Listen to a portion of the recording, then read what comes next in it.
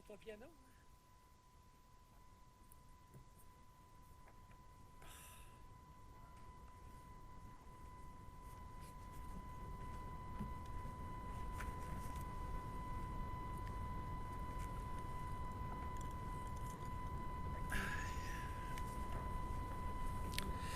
Bon, alors, mesdames, messieurs, bonjour. Bienvenue à cette conférence de presse concernant les services municipaux dans le cadre de la COVID-19. Prendront la parole M. Régis Labaume, maire de Québec, accompagné de M. Luc Montier, directeur général de la Ville, Mme Chantal Giguère, directrice générale adjointe de la qualité de vie urbaine et coordonnatrice municipale de la sécurité civile.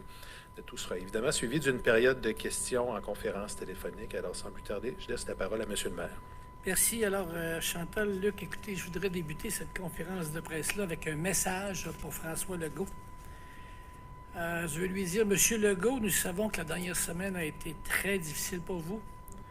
Et au-delà du dirigeant politique, nous avons pu constater que l'humain a été affecté par les nombreux décès de personnes âgées dans les CSHLD. Toute la population, sachez-le, a été extrêmement attristés par cette situation et peu de premiers ministres du Québec, en dehors des périodes de guerre, ont eu à gérer une situation aussi dramatique pour notre collectivité. Alors, M. le Premier ministre, M. Legault, je veux vous réitérer à titre de maire de Québec et au nom de tous mes concitoyens et concitoyennes toute notre affection, notre estime et notre support sans faille pour le travail incroyable que vous accomplissez. Et sachez que la population de Québec et de tout le Québec est derrière vous et votre équipe. Monsieur Legault, vous incarnez notre résilience à tous et à toutes.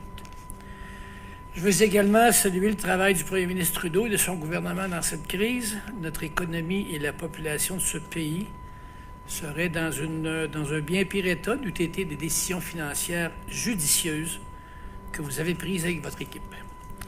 Vous fournissez à chaque citoyen et citoyenne qui ont perdu leur emploi un revenu minimum d'urgence qui prouve la pertinence d'un mode de société qui vise la justice et l'équité. Je pense que nos voisins américains sont jaloux. En plus des programmes destinés aux entreprises qui s'ajoutent à ceux créés par le gouvernement du Québec, ce 2 000 $ par mois non seulement permet à des milliers de personnes de passer au travers de cette crise plus décemment, mais soutiendra éventuellement la consommation et notre économie. Alors à vous deux, messieurs Legault et Trudeau, je vous le rappelle, et c'est important de le faire, je vous rappelle notre complète solidarité en cette période incroyablement difficile. Ça va-tu, les gars? Y a-t-il un problème? On aurait un petit problème de son, on va faire... Je recommence?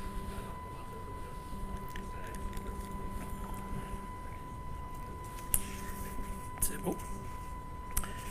Écoutez, tout d'abord, je veux dire que sans être... on n'est pas de la santé publique, alors je veux dire à la population que bien que cette crise soit extrêmement difficile à vivre pour tout le monde, les familles, les personnes seules et les aînés, j'ai l'impression que grâce à la discipline des gens de Québec, la situation me semble se stabiliser ici et être de plus en plus sous contrôle. Et bien sûr, il ne faut pas relâcher et continuer à suivre scrupuleusement les directives du premier ministre Legault et du docteur Arruda. Mais franchement, ça me semble encourageant, bien que la plupart des événements de l'été soient annulés. La Ville tente de poser des gestes qui pourraient agrémenter la vie de nos concitoyens et concitoyennes dans les mois d'été si les autorités de la santé publique le permettent. Aussi, nous tentons d'aider la population à vivre toute cette période de confinement. Alors, on va tenter de se tricoter un été si, le cas échéant, la santé publique permet les mesures de déconfinement. Alors, j'annonce 4 nouvelles mesures concernant les programmes de vacances-été, les places éphémères, les livres numériques ainsi que les terrasses des restaurants. Évidemment, toutes ces annonces sont tributaires, je le répète, des décisions de la santé publique à partir de la fin juin et de l'été. Et le cas échéant, la Ville prendrait les mesures nécessaires pour assurer le respect des directives de distanciation sociale. Et cela, si, je veux dire que si on ne fait rien, si on ne prépare rien, il ne se passe rien. Alors nous, à la Ville, on agit en conséquence, et je le répète, on tente de se tricoter. Alors, première mesure, tout d'abord, les programmes vacances-été.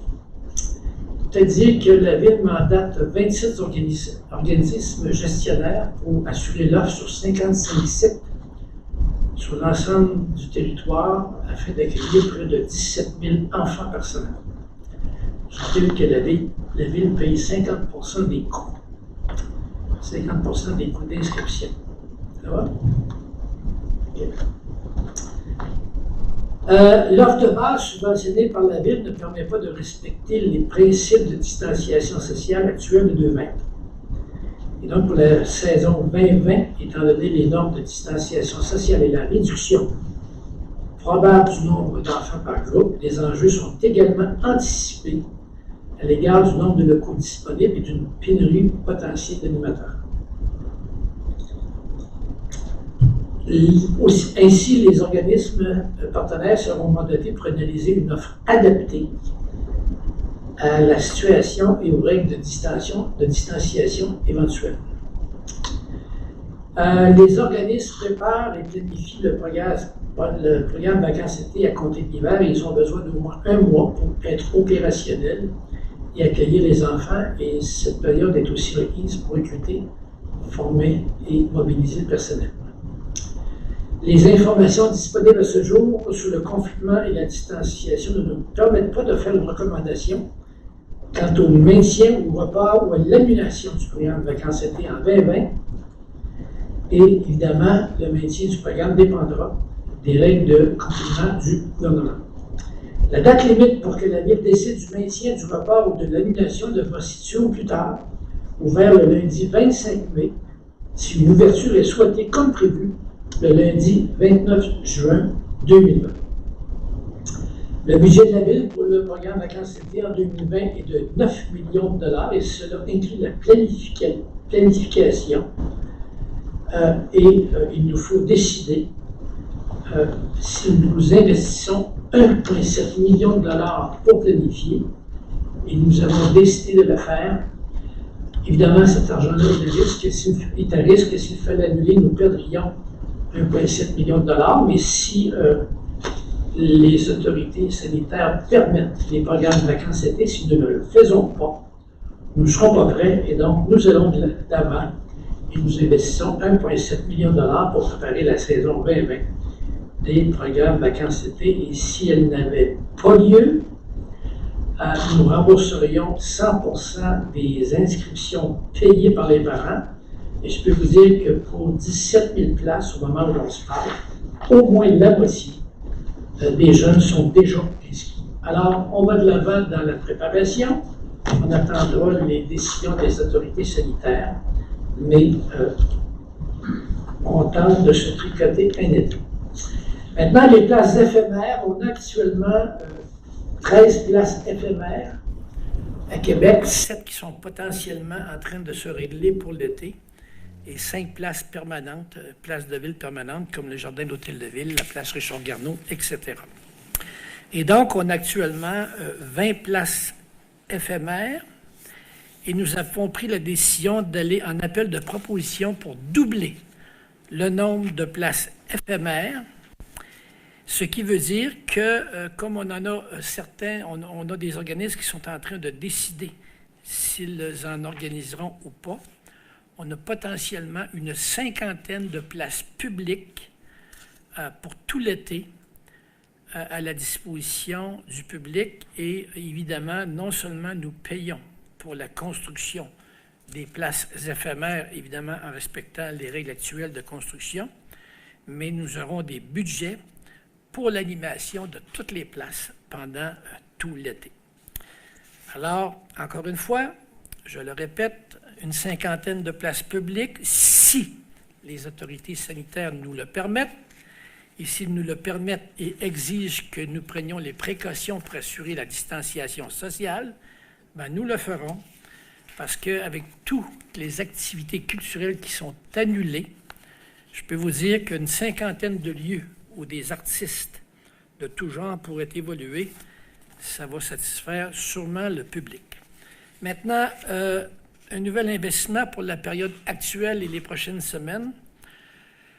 On détient actuellement dans nos bibliothèques 35 000 exemplaires de livres numériques, c'est-à-dire 18 000 titres différents. Et on a ajouté l'Institut canadien qui gère les bibliothèques a ajouté 2 700 exemplaires dernièrement en investissant 50 000 $. Et pas besoin de vous dire que les emprunts de livres numériques ont augmenté de 120 % depuis le début de la pandémie. C'est 35 000 emprunts qui ont été faits et on a 1500 nouveaux abonnés. Et ce qui a été décidé, c'est qu'il y a un nouvel investissement de 100 000 $ pour acquérir encore 5 000 autres exemplaires pour faire en sorte que les temps d'attente pour certains titres soient le plus court possible. Et je veux dire que sur les 40 000 exemplaires, si on ajoute les 5, un tiers sont des titres qui sont faits, ce qu'on appelle les titres jeunesse. Et donc, 20 % de tous ces titres-là sont pour les jeunes. Alors, ce sera fait très rapidement. On ajoute 5 000 exemplaires. Finalement, nos cellules de gestion de la crise et surtout d'anticipation travaillent sur le dossier des terrasses depuis quelque temps. Et tout d'abord, vous dire qu'il y a à peu près 190 terrasses associées à des restaurants sur le territoire qui sont ouvertes l'été.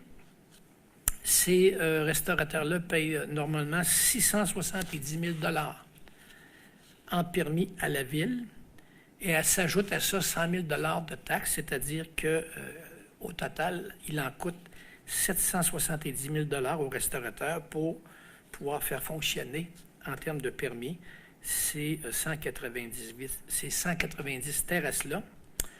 Alors, on a pris la décision d'établir un nouveau tarif pour toutes les terrasses.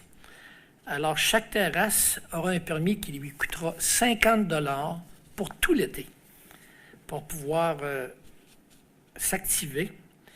Et donc, au lieu de 670 000 $ de revenus de permis, la Ville n'aura que 10 000 $ de revenus de permis. Et donc, c'est 660 000 $ que la Ville met sur la table, en fait, que tous les citoyens de Québec sacrifient pour permettre aux restaurateurs de fonctionner pendant l'été.